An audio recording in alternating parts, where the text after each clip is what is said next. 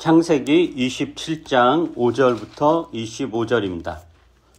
창세기 강의 123번째입니다. 제가 읽도록 하겠습니다. 이삭이 자기 아들 에서에게 이렇게 말하는 것을 리브가가 엿들었다. 에서가 무엇인가를 잡아오려고 들로 사냥을 나가자 리브가는 아들 야곱에게 말하였다. 얘야, 나 좀 보자. 너의 아버지가 너의 형에게 하는 말을 내가 들었다. 사냥을 해다가 별미를 만들어서 아버지께 가져오라고 하시면서 그것을 잡수시고 돌아가시기 전에 주님 앞에서 너의 형에게 축복하겠다고 하시더라. 그러니 얘야, 너의 어머니가 하는 말을 잘 듣고 시키는 대로 하여라. 염소가 있는 대로 가서 어린 것으로 통통한 놈 2마리만 나에게 끌고 오너라.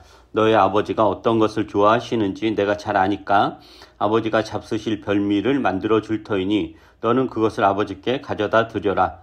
그러면 아버지가 그것을 잡수시고서 돌아가시기 전에 너에게 축복하여 주실 것이다. 야곱이 어머니 리브가에게 말하였다. 형 에서는 털이 많은 사람이고 나는 이렇게 피부가 매끈한 사람인데 아버지께서 만져보시면 어떻게 되겠습니까? 아버지를 속인 죄로 축복은커녕 오히려 저주를 받을 것이 아닙니까? 어머니가 아들에게 말하였다. 아들아, 저주는 이 어미가 받으마. 내가 시키는 대로 하여라. 가서 2마리를 끌고 오너라. 그가 가서 2마리를 붙잡아서 어머니에게 끌고 오니 그의 어머니가 그것으로 아버지의 입맛에 맞게 별미를 만들었다.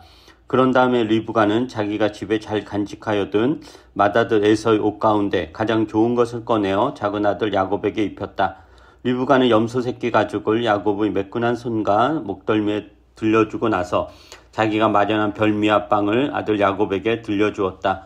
야곱이 아버지에게 가서 아버지하고 불렀다. 그러자 이삭이 나 여기 있다. 아들아, 너는 누구냐? 하고 물었다. 야곱이 아버지에게 말하였다. 저는 아버지의 맏아들 에서입니다. 아버지께서 말씀하신 그대로 하였습니다. 이제 일어나 앉으셔서 제가 사냥하여 온 고기를 잡수시고 저에게 마음껏 축복하여 주시기 바랍니다. 이삭이 아들에게 물었다. 얘야, 어떻게 그렇게 빨리 사냥거리 찾았느냐? 야곱이 대답하였다.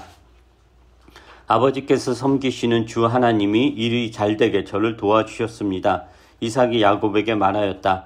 얘야, 내가 너를 좀 만져볼 수 있게 이리 가까이 오너라. 네가 정말로 나의 아들 에서인지 좀 알아보아야겠다.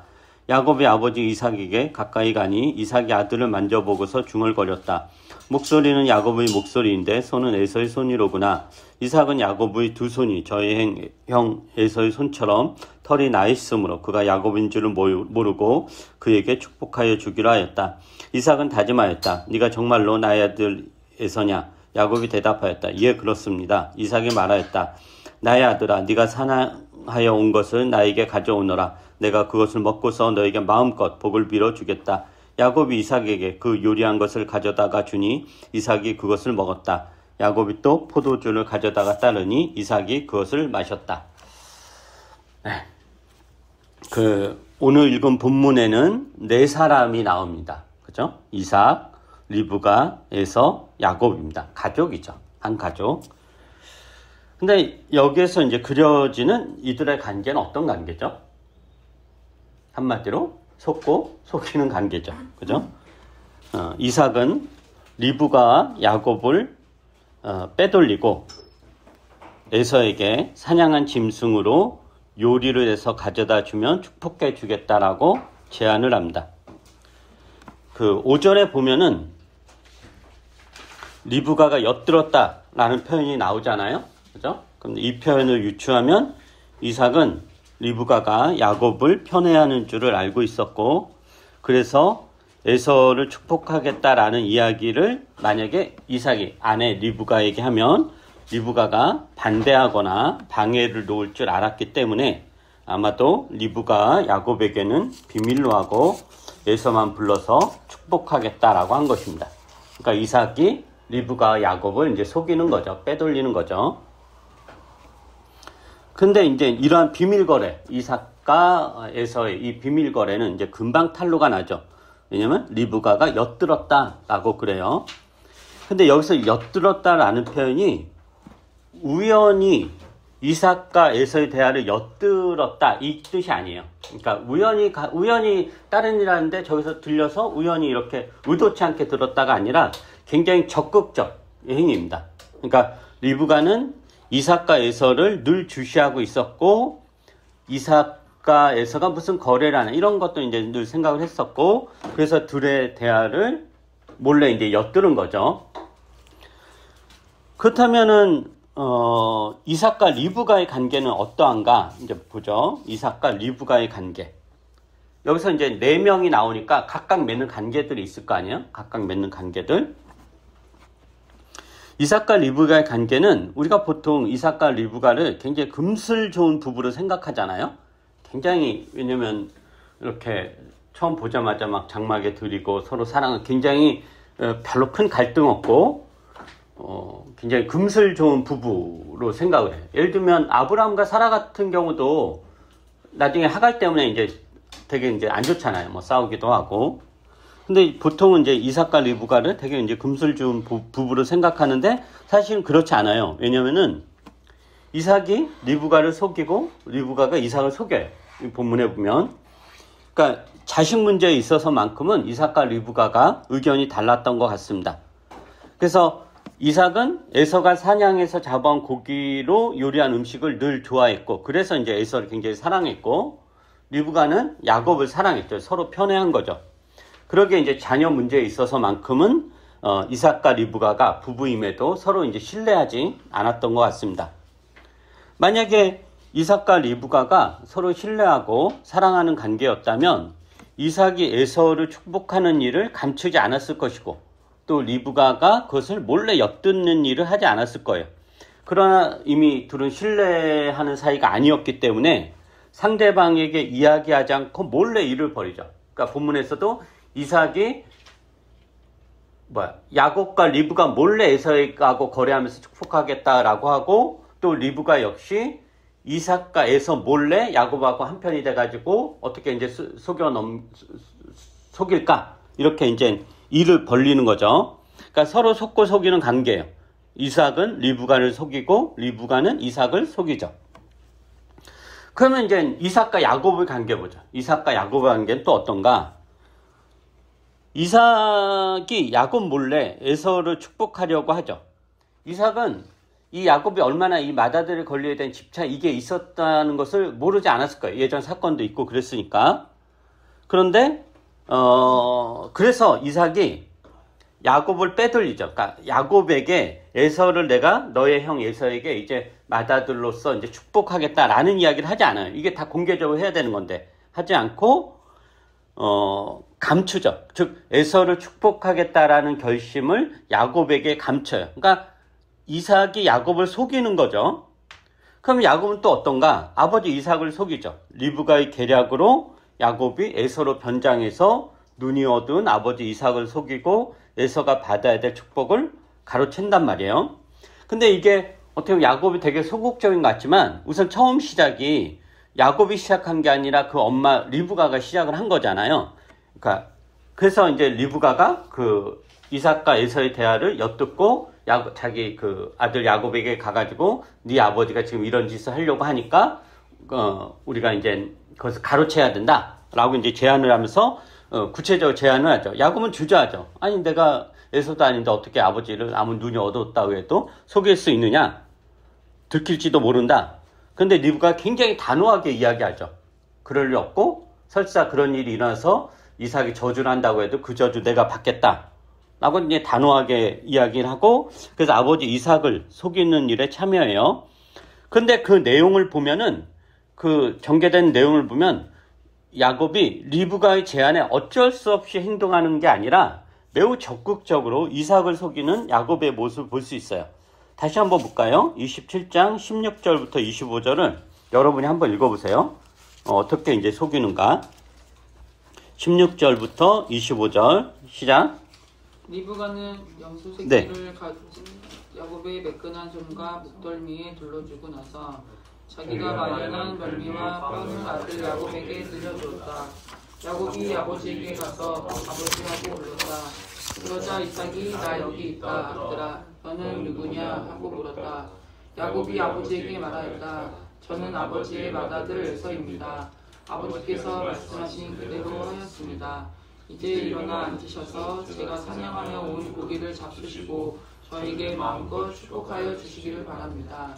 이삭이 아들에게 물었다. 얘야, 어떻게 그렇게 빨리 사냥거리를 찾았느냐? 야곱이 대답하였다. 아버지께서 섬기시는 주 하나님이 일이 잘되게 저를 도와주셨습니다. 이삭이 야곱에게 말하였다.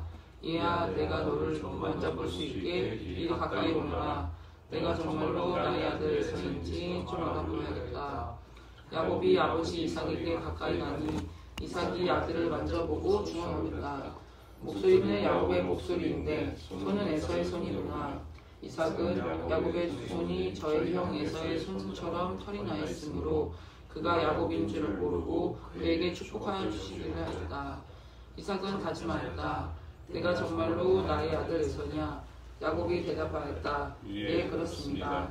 이삭이 말하였다. 나의 아들아, 내가 사냥하여 온 것을 나에게 가져오너라. 내가 그것을 먹고서 너에게 마음껏 복을 빌어주겠다. 야곱이 이삭에게 그 유리한 것을 가져다 주니 이삭이 그것을 먹었다. 야곱이 또 포도주를 가져다 따더니 이삭이 그것을 마셨다. 네. 그래서 지금 이삭이 에서로 변장한 야곱을 의심하죠. 그죠? 이삭이 이제 요리를 가져오자. 그러니까 야곱이 요리를 가져온 거죠. 뭐라고 묻냐면은 어떻게 그렇게 빨리 사냥거리 찾았느냐라고 물어요. 그러니까 이렇게 사냥을 빨리 할 수 없다는 거죠. 그러니까 이게 이제 이삭의 이제 첫 번째 의심이에요. 근데 야곱이 뭐라고 하냐면은 아버지께서 섬기시는 주 하나님이 일이 잘되게 저를 도와주셨습니다라고 거짓말을 해요. 그러니까 아버지가 믿는 하나님이 이렇게 도와주셨다라고 하는 거니까 이삭으로서는 할 말이 없죠. 하나님이 도와주셨다는데 뭐라고 하겠어요? 그래도 이삭이 이제 의심이 가시지 않아요. 그래서 진짜 이제 확인하고자 하죠. 그래서 손을 이제 만져봐요. 그러면서 손을 만져보니까 뭐 털이 이렇게 있으니까 이게 이제 목소리는 야곱의 목소리인데 손은 에서의 손이로구나 라고 그래요. 그러면서 이삭이 야곱에 다시 한번 네가 정말로 나의 아들 에서냐? 라고 묻고 야곱이 확실하게 예 그렇습니다 라고 답해요. 그러니까 지금 야곱이 이 리브가의 계략에 어쩔 수 없이 참여한 게 아니라 시작은 리브가가 했지만 그래서 이제 하기로 하고 나서부터는 야곱이 굉장히 적극적으로 주저함 없이 아버지 이삭을 속여요. 그러니까 이삭과 야곱의 관계도 어떤 관계죠? 서로 속고 속이는 관계죠. 자, 그 다음에 이삭과 에서의 관계는 어떤가 보죠. 이삭과 에서의 관계.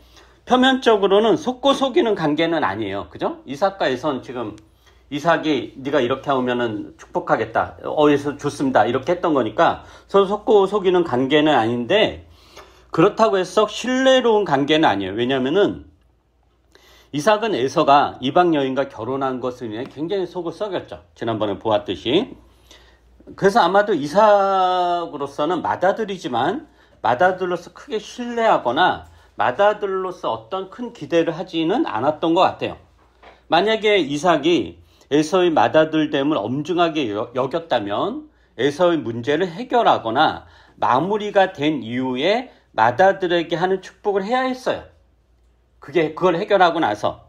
그런데 이삭은 에서가 만들어주는 요리에 집착해서 결국 그 음식 맛 보겠다고 맏아들의 축복을 에서와 거래하는 거죠.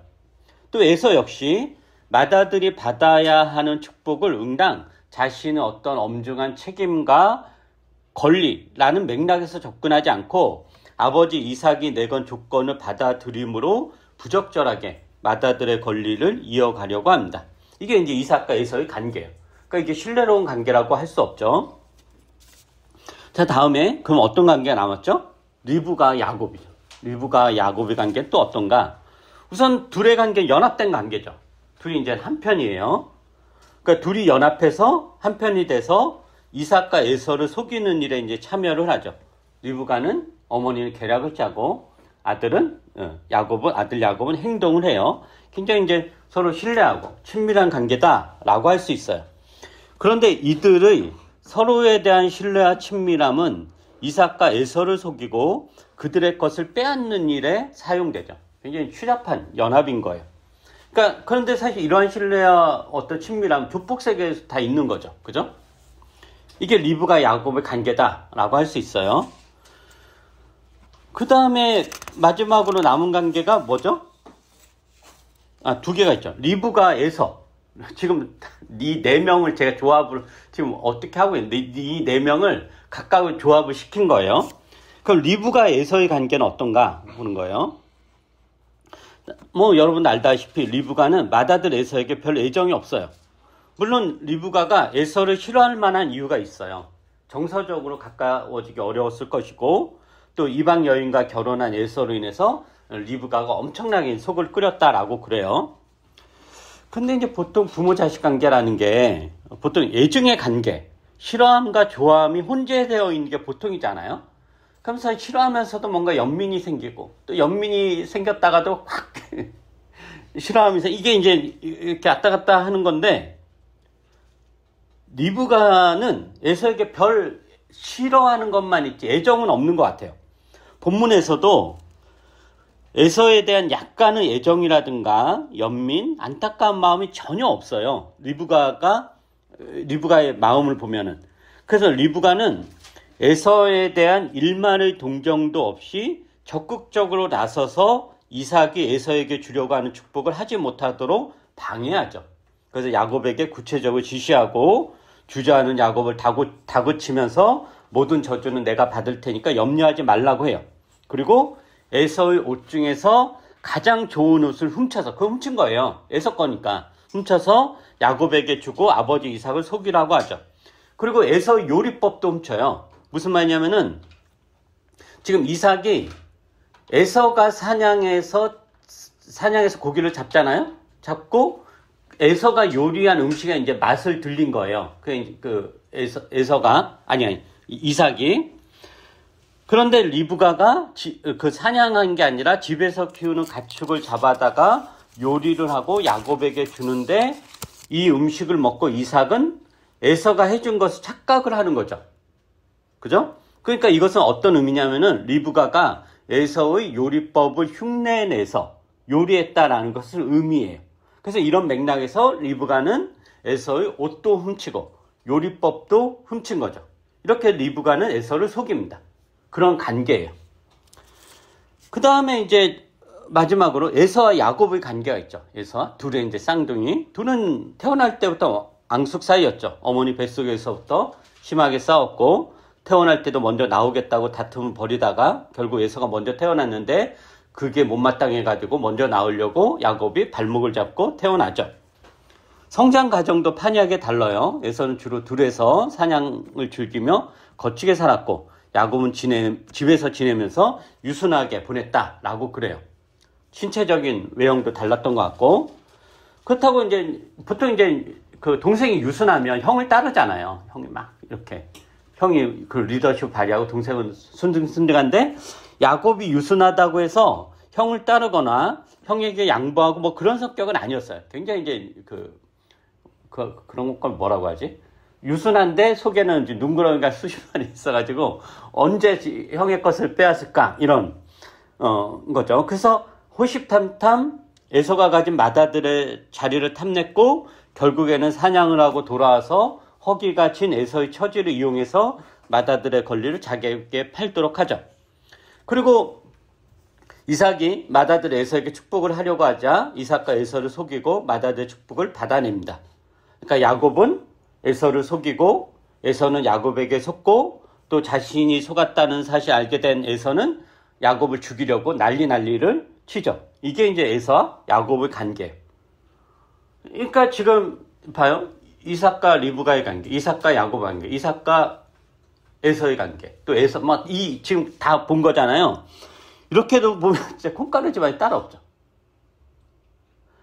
우리가 이제 가족 간에 흔히 기대되는 게 사랑과 신뢰, 친밀, 돌봄 이런 건데 이런 게 전혀 없어 보입니다. 그죠? 빼앗는 자들과 빼앗기지 않으려는 자들을 치열한 암투가 벌어지죠. 더구나 그들을 믿는 하나님도 그들의 욕망을 지키고 채우는데 이용됩니다. 그게 무슨 말이냐면은 원래 이제 축복이라는 게 복을 빌어주다 이 뜻이잖아요. 복을 하나님에게 저 사람에게 복을 내려 주십시오라고 비는 행위예요. 그러니까 축복을 하는 자가 복을 가지고 있는 것은 아니죠. 자기가 가지고 있는 것을 주는 게 아니라 자기는 아무것도 없어요. 아무것도 줄 게 없어요. 근데 하나님 모든 것을 가지고 계신 거죠. 그래서 모든 것을 가지고 계신 하나님에게 하나님 당신의 것의 일부를 저 사람에게 주십시오 라고 하는 게 내려주세요 라고 비는 게 이제 축복이다 말이에요. 그런데 그러니까 자기 게 아닌 거죠. 그런데 이삭은 하나님에게 속한 복을 자신이 가진 것처럼 조건을 내걸고 에서를 축복하겠다라고 하죠.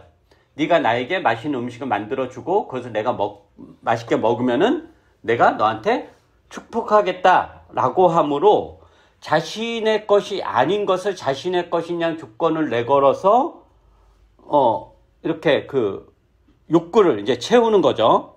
그러니까 자신의 식탐을 채우기 위해서 하나님을 이용하는 거예요, 이삭이. 그러면 리브가는 또 어떤가 봐요. 리브가가 이제 야곱에게 이제 제안을 하죠. 이삭을 너희 아버지 이삭이 이렇게 저렇게 속이자. 그러니까 야곱이 이제 겁이 나죠. 겁이 나서 그러다가 들키면 어떻게 그러다 저주라도 받으면 어떻게 됩니까? 이거 안 된다 라고 하니까 리브가가 뭐라고 하냐면은 저주는 내가 받으마 라고 그래요. 그럼 여기서도 저주라는 건 뭐 복과 저주, 이게 양 갈래잖아요. 복과 저주. 복도 하나님의 것이듯이 저주도 하나님에게 속한 거예요. 근데 리브가가 저주는 내가 받으마 라는 표현은 어떻게 보면 하나님조차도 나를 말릴 수 없다라는 뜻이에요. 인간이 고집스러우면 그렇잖아요. 차라리 내가 지옥에 가고 말지 널 죽이고야 말겠어. 이런 분노가 끝까지 차면 그러잖아요. 그러니까 분노라기보다 자기가 뭐에 대해서 집착하고 갖고 싶으면은 하나님이 말린다고 하더라도 나는 하겠어. 이런 거잖아요. 그러니까 저주라는 것은 하나님의 심판인데 내가 하나님의 심판을 받는 한이 있더라도 이 일은 하겠다. 그러니까 굉장히 하나님조차도 안중에 없는 거죠. 리브가의 이 욕심과 이 집착이. 그럼 야곱은 또 어떤가 봐요. 야곱을 보면은 이삭이 이제 그 에서로 변장한 야곱에게 음식을 가져다 주니까 뭐라고 묻냐면은 어떻게 사냥을 그렇게 빨리 할 수 있느냐. 이게 보통 사냥이 쉬운 일이 아닌데 어떻게 그렇게 이렇게 쉽게 잡고 왔느냐. 이렇게 물어요. 그러니까 야곱이 뭐라고 하냐면은 아버지가 섬기시는 하나님이 도와주셨다라고 거짓말을 해요. 그러니까 자신의 거짓말을 하나님을 동원해서 하는 거죠. 하나님을 자신의 욕망을 이루기 위해 동원하고 수단으로 사용합니다. 그래서 여기서 우리가 그러니까 이제 완전히 사실 이게 개판인 거예요. 가끔 어떤 사람들은 뭐 이런 걸 가지고 리브가의 지혜 뭐 그럴 텐데 아니에요. 다 이제 엉망진창인 거예요. 진짜 콩가루도 이런 집안이 따로 없는 거예요. 우리가 흔히 이야기하는 그런 사극 같은 데 보면 궁중 여인들의 그런 암투 이런 것과 이제 같은 거죠. 그럼 우리가 여기서 이런 이삭과 리브가에서 야곱이 이런 행동을 우리가 어떻게 이해해야 되고 이러한 상황에서 하나님의 뜻은 무엇이고 하나님의 역할은 무엇인가 라는 의문을 갖게 돼요. 그거를 이제 간단하게 이제 이야기를 해볼 텐데 하나님께서 리브가에게 주신 말씀은 애당초 처음 그거였죠. 형이 동생을 섬길 것이다. 네 뱃속에 두 민족이 싸우고 있는데 결국 형이 동생을 섬길 것이다. 이 말씀이에요. 그리고 이삭이나 리브가나 에서나 야곱은 각각의 맥락에서 본인의 삶의 정황에서 형이 동생을 섬길 것이다 라는 예언의 성취를 이루는데 기여를 해요. 그러나 이들이 그 예언을 이루어가는 방식은 결코 하나님이 동의하거나 하나님이 원하시는 것은 아닙니다. 그래서 창세기 저자도 지금 우리가 오늘 살펴볼 이 본문에 보면은 하나님의 개입을 전혀 언급하지 않아요. 하나님이 이렇게 이루셨다라든가 하나님과 함께 하셨다라든가 하나님께 이렇게 알려주셨다라든가 뭐 이런 게 전혀 없어요. 그죠? 전혀 언급되지 않고 오히려 욕망에 가득 찬 인간들의 겉모술수와 어리석음만 보일 뿐 하나님의 일하심은 보이지 않아요. 더구나 이제 하나님의 이름이 언급되기는 하죠. 근데 그 언급되는 것도 야곱이 이삭을 속이는데 거짓말로 언급이 될 뿐이에요. 그러니까 하나님은 여기서 이제 첫째 배제되어 있는 상황인 거예요. 그런데 형이 동생을 섬길 것이다 라는 하나님의 뜻이 이러한 콩가루 같은 상황에서도 이루어진다라는 거죠. 이건 결국 뭘 의미하냐면은 하나님의 뜻은 선한 일을 통해서만 하나님의 뜻을 실천하는 삶으로만 이루어지는 것은 아닙니다. 인간은 악행에도 불구하고 하나님의 뜻은 이루어져 갑니다. 하나님은 당신이 하시고자 하겠다는 것은 기필코 이루어내시죠. 그래서 우리가 그 하나님의 뜻을 잘 알고 그 뜻대로 살아가며 순종하든지 아니면 엉망진창의 삶이라고 하더라도 우리를 향한 당신의 뜻을 이루어 가신다라는 것입니다. 그러니까 하나님은 우리를 흥하게 하면서 당신의 뜻을 이루어 가시기도 하고 우리를 망하게 하면서 당신의 뜻을 이루어 가기도 하십니다. 그래서 하나님의 뜻을 잘 알아서 순종하는 것으로도 당신의 뜻을 이루어 가시고 내 욕심대로 하나님을 이용하고 수단으로 사용해도 당신의 뜻을 이루어 가십니다. 물론 그 과정과 대가와 치루어야 될 책임의 내용은 크게 다르겠죠.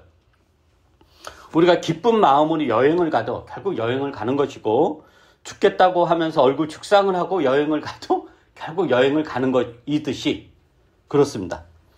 그렇다면 이제 중요한 것은 뭐냐면 이거죠. 신앙에 있어서 제일 중요한 것은 뭐냐면은 사실 제일 중요한 누구를 믿느냐. 신앙이란 누구를 이렇게 믿는다는 거잖아요. 즉 하나님을 믿는 게 제일 중요하죠. 신앙이라는 게 하나님 믿는 거니까. 근데 사실은 그것보다 더 중요한 것은 뭐냐? 어떻게 믿느냐이죠.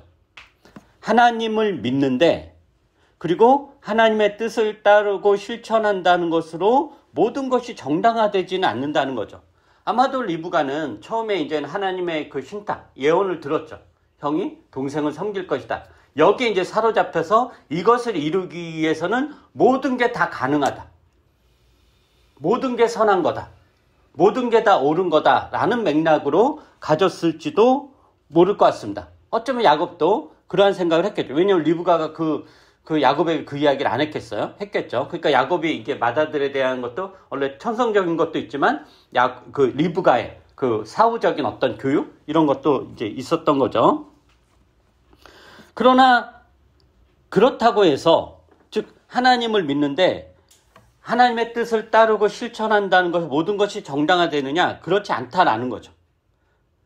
그러니까 하나님을 믿고 사랑한다는 것 자체로 모든 것이 옳은 것은 아니라는 것입니다.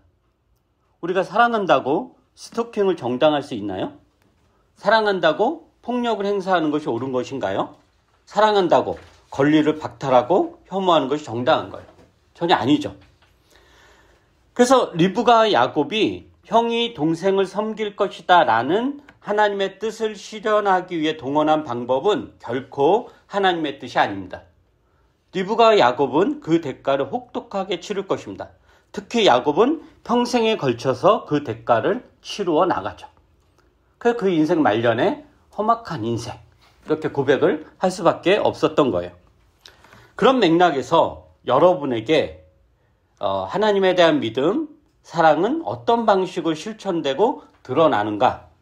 하나님을 믿는 것을 넘어서서 어떻게 하나님 믿는가? 여러분에게 하나님의 뜻은 무엇인가? 이런 고민을 하셔야 됩니다.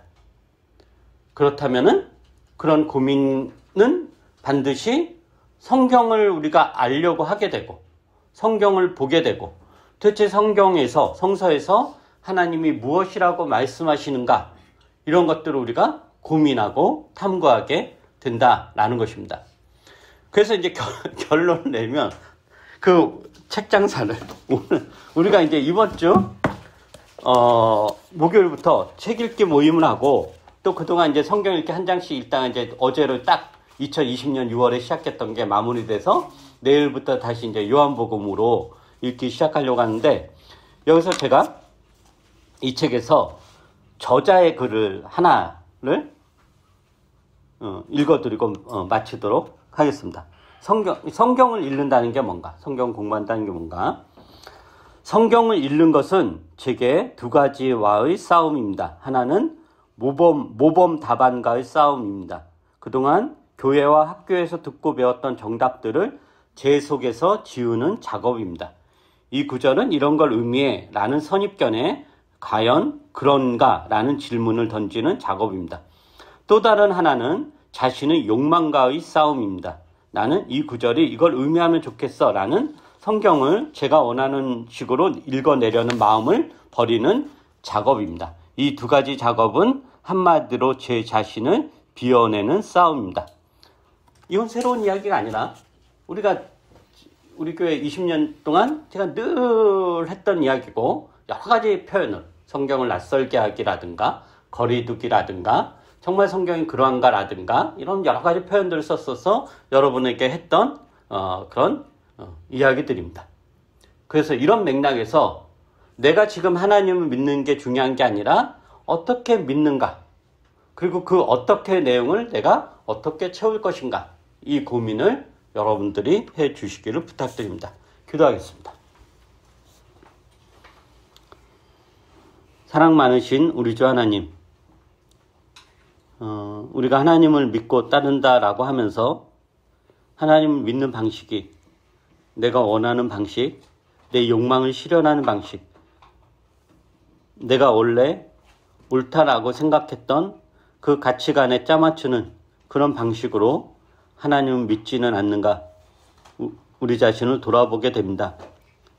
이삭의 가족들을 살펴보면서 각자 하나님의 뜻을 이루기 위해서 애를 쓰고 노력하지만 결국 그 내용을 보면은 자기 욕망을 실현하고 자기 욕심을 채우려는 그런 일에 다름없었다는 것을 오늘 다시 한번 확인을 하게 됩니다.